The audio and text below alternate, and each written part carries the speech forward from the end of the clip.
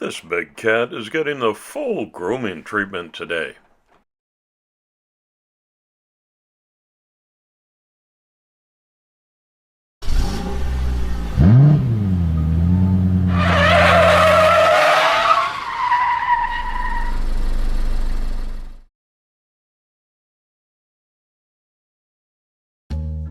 Hi everybody, and a warm welcome back to Maple Leaf Customs in Switzerland. I'm Andrew, and on the bench today is a Matchbox Jaguar Mark 10. It's a classic and well-known car, as well as a ubiquitous casting. I think everybody's got one of these.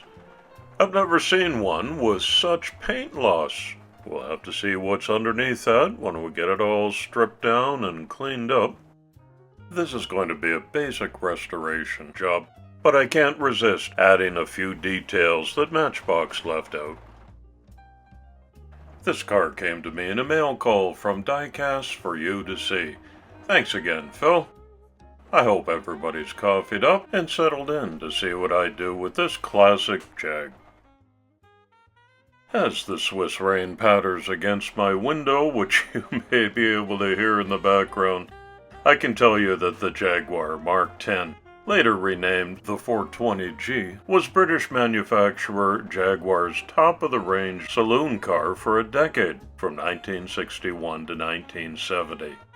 The big, luxurious Mark 10 not only succeeded the Mark 9 as the company's top saloon model, but radically broke with both its predecessor's styling and technology. This model is the one that introduced the upright and ever so slightly forward-leaning front fascia and grille, flanked by four prominent round headlights, a look that defined most of Jaguar's saloon cars for nearly half a century, until 2009. Introduced within a year of Jaguar's iconic E-Type sports car, the Mark 10 copied much of the E-Type's technology, innovations, and specs. It sported four-wheel disc brakes and an independent rear suspension, unheard of for early 1960s British luxury cars. Combined with a 3.8-liter triple carburettor engine, just like the E-Type, it gave the Mark 10 a top speed of 120 miles per hour and capable handling at less than half the price of the contemporary Rolls-Royce Silver Cloud. It truly was one of the jewels in Jaguar's crown back in the day. So what little bit of the original paint that was left on this car is now coming off? It was already mostly exposed bare metal.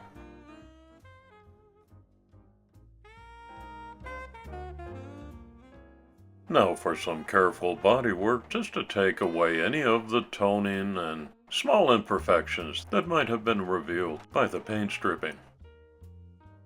I do this in a couple of different steps. This is my most favorite Dremel attachment, this tightly wound steel brush. Follow that up with an abrasive wheel and you'll see an immediate difference in the shine. These are all steps that you really can't skip over or even rush through if you want to get a good finish on your model. 4/0 steel wool is applied.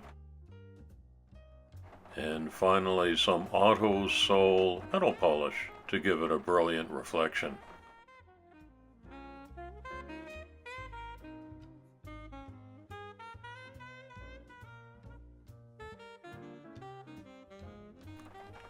If you're a patient person, you can repeat this polishing step a couple of times.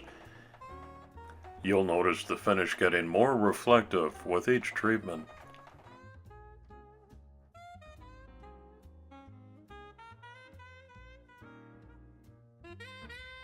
I think it's looking pretty good now.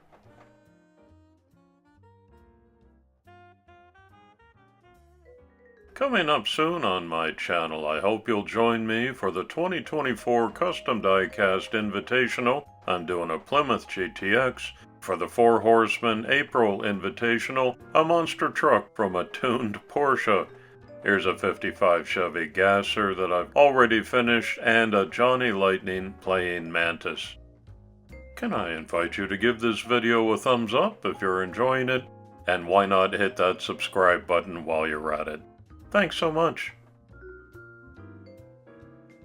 If I find the exact right paint that I want in a spray can, then I just take a few moments, lay down some protective papers for the ensuing mess, and decant it into a little plastic cup. That needs to sit for about 10 minutes till all the gas dissipates, and it goes directly into my airbrush with a 0.5 needle, and I can lay that down on the car with a little bit more control. I've chosen a handsome burgundy, which was one of the standard inclusions on the early 60s Jaguar color palette. And I think it's going to make a classy looking upgrade to that tattered old gold that was on there originally. It's the next morning before I handle the car like this to begin applying some of the exterior details, like the prominent front grille and the headlights. I have a Molotov pen refill cartridge, and I put a couple of drops into a bottle cap and use the finest paintbrush that I've got. I prefer this over the actual Molotov pens that sometimes explode when you don't want them to, and leave a whole lot of mess and requisite cleanup to follow. Taillights get the same treatment, as will the bumpers front and back. Because the hood pops up, the big exposed engine gets some attention too. Today's community shoutout goes to the YouTube channel The Diecast Dad.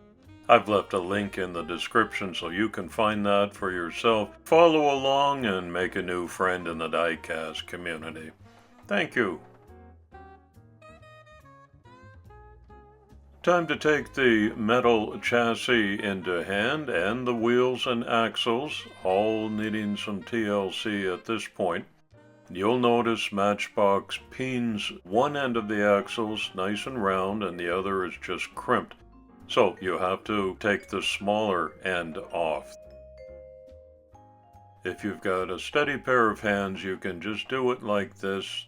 Then the wheels slip right off, and hopefully they're in reusable condition like these are today. I find that using a standard fingernail file takes the rust and wear right off those old axles. Then I refurbish the original wheels, just with a paint touch-up, front and back. While that dries up, I'll give a quick soapy wash to the interior and the glass.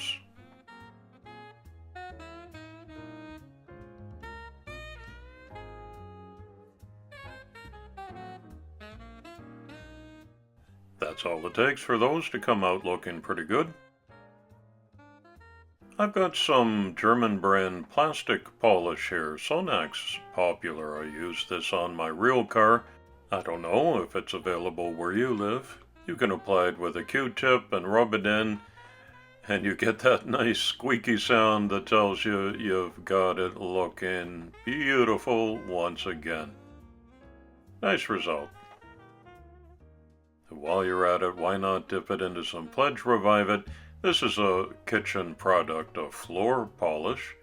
It works great, some hobbyists discovered, on our little plastic windshields.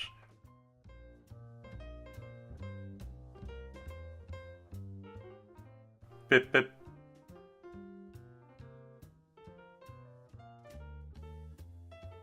Okay, the restoration part of the project is finished. Now all that's left is to reassemble the pieces. Here are all of the painted, refurbished parts that I've got.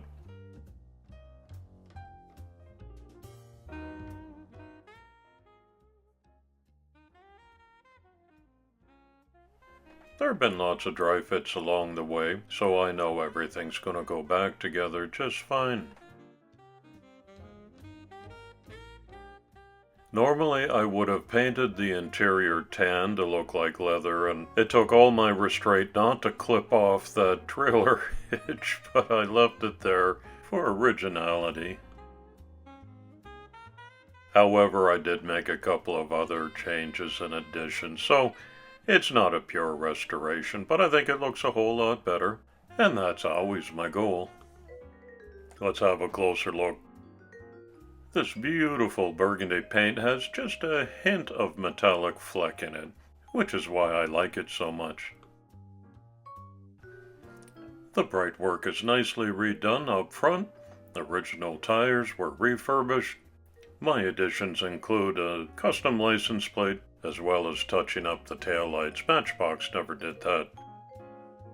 Overall, I think it's a beautiful looking restoration. Wow, that was raggedy looking, wasn't it? Definitely well loved and played with, but it lives to ride again. I think it looks really handsome in this burgundy color, even with a trailer hitch on the back.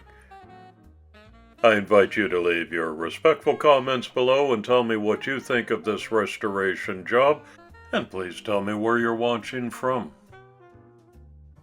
I think it shows off well, and it's going to make a great gift too, so I've taken the time to make some custom packaging with a uniquely printed card, and into a blister pack it goes. I'll make a foray soon with a box full of my customs to my local Goodwill, where I have an understanding with the management that these are not resold, but they're given out free as gifts for little boys and girls. I hope you got some enjoyment from it too. Thanks for visiting my channel today. Come on back soon and often. It's coffee time.